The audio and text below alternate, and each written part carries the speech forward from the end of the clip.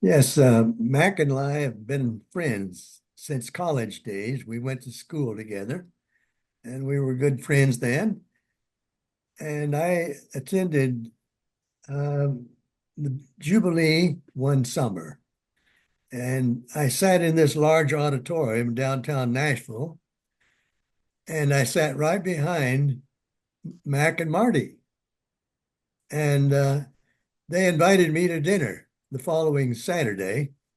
And after dinner, Mac and I sat at the kitchen table talking. And I just come back from Albania, where I had led a group of teachers in a campaign, World English Institute campaign. And I was concerned about how they were going to be educated. I knew that if they came to the United States, they would be tempted to stay. Most of the people who do that stay and get spoiled to the American culture, and we lose them. We steal them from the place where they're needed the most, that is at home. And we talked about this, and I said, Mac, you're an innovative thinker.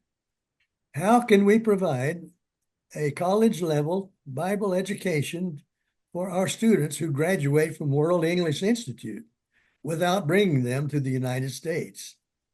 And that led to a discussion about possibility of sending teachers. And the first point that we had in mind was to send teachers from our universities to Albania and other parts of the world where we had graduates of World English Institute and teach them in groups in these foreign countries.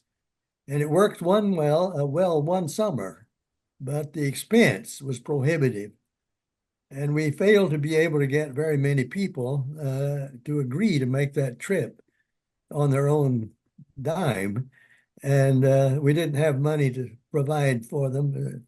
I think it's a great, wonderful, God-based and God-led, I think, institution that's performing a tremendous service for the kingdom.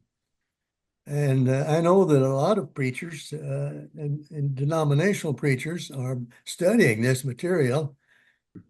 Yeah, we are grateful to God for the whole, for his guidance. And I think it's his idea in the first place. It just wasn't just a coincidence that I sat behind Mac and Marty at that meeting. And it wasn't an accident that they invited me home for dinner. It wasn't an accident that we sat at the table and had this discussion. I think his providence is involved from beginning to end. If we just turn it over to him, get out of the way, let him lead us where he wants us to go, everything will work out well. I would like to say to the donors of Nations University that you couldn't put your money in a better place. This will lay up treasures in heaven because you'll be responsible by your gifts to leading many people to Christ and to educating them in Christian faith and leading them closer to the Lord so that they can serve him in their own country. And that's what we're trying to do.